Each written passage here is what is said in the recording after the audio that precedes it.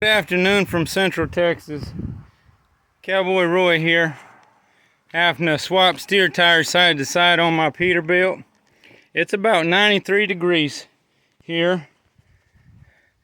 Somewhat lower humidity than normal for this area. Supposedly the real feel is 101. This is normal, or if anything, cooler than normal for this time of year here. I'm had it with all these people lying to all of you, telling you, oh, it's record temperatures, while they're ignoring the fact that not far away from the same area is record cold temperatures this summer.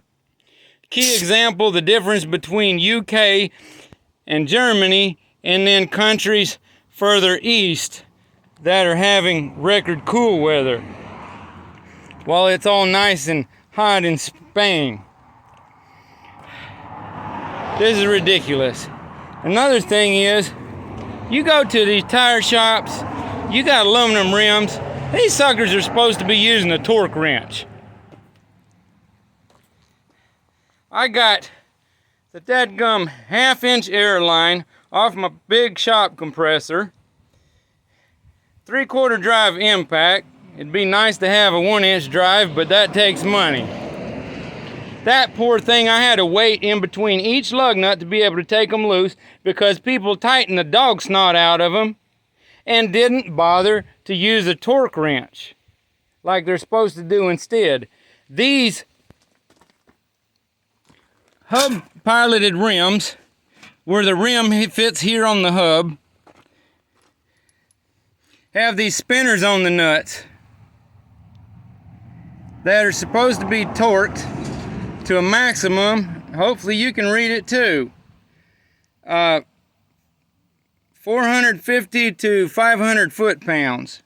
Them sorry suckers may have had 800 foot-pounds on them.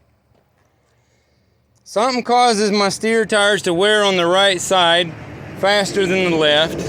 I added a little bit of air in there for a higher pressure.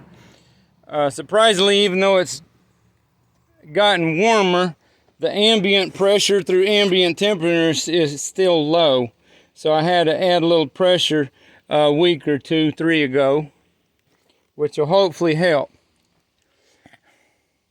I'm out here sweating. I'm used to being behind the wheel in the air-conditioned cab this time of day. But oh well. We have got to get our bodies used to different things instead of being climatized hiding in the house or hiding in the office. That's the only way we're going to get through. What are you going to do when there's no electric grid because of some yahoo in an office hacked off a bunch of people in another country, or because we have a solar coronal mass ejection putting off a huge EMP through our weak magnetosphere to make the darn electric grid all glow like a darn incandescent bulb to light up the night sky through all the wires before they burn out and explode the transformers, including the major substation transformers. Come on, people. Do what you can to take care of yourself. Be aware that for some reason Amazon is telling their associates selling through their deal that they're going to have to quit selling Mylar bags of a certain types. So don't be surprised when others follow that. A informational video is in my playlist for food preservation. Please see the expose and Great Reset playlist of all the other nonsense going on. We got the House of Representatives trying to pass some kind of bill giving more authority to the executive branch, trying to make it so they can call anything an emergency and then use that as an excuse to bring in martial law if people don't want to do what they want to say. Just like this yahoo Michael Moore wrote out a draft for a legislation to try to repeal the Second Amendment of the Constitution of these United States and to propose a 28th Amendment to make everything pretty much almost impossible for law-abiding citizens to enact their God-given right of self-defense.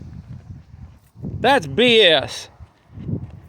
You better pay attention to what's going on. I'm sorry, I do not have any of the legislation numbers. I'm way behind because of stuff like this. Let me show you something, folks.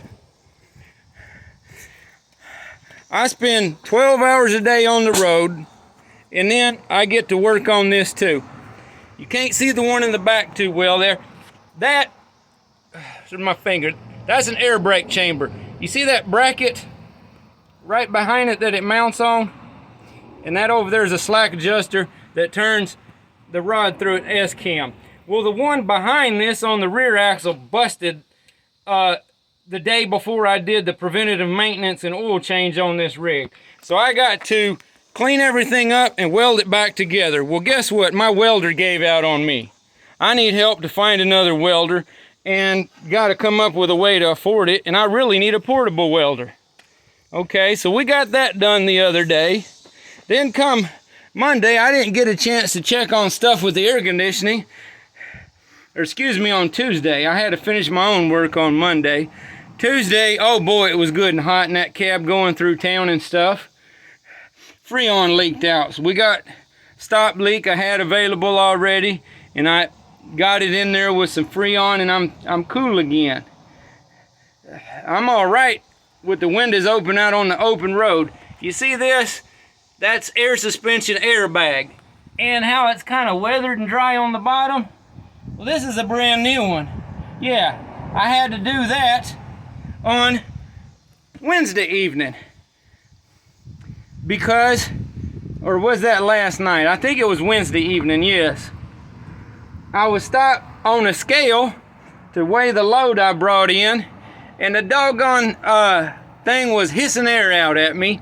And thankfully I made it home. Well, every other stop it wasn't leaking. Because as this here raises up and down, if there's a little crack, well, sometimes it recloses. And thankfully, I was just fine. If it had popped, it would have been leaking air out, and I'd have had to get it fixed there. And I carry one with me, but it was much easier to get it done here at home and be able to use compressor in the old raggedy falling down garage, and instead of using air off of the truck itself, and a different set of tools and so forth. And the other ones, as you saw, are old. So guess what? The old junky one that leaks, I'm carrying it with me still. Just like when I put a new belt on the alternator, I carried the old one with me. Make sure I got something. And then quickly after, my boss got me another brand new belt, but I got both of them just in case. You're gonna have to learn to take care of your stuff. Young, old, whoever you are, male, female, that's right. I use what real people are. And be able to do for yourselves. You please take care, look out for your neighbors, help them, don't let them screw you over, and be a blessing to others. Such not, oh, here's something else went bad when I was doing the oil change. Oh boy, what happened? I get home and something's going on. I'm making noise. See them notches in my fan?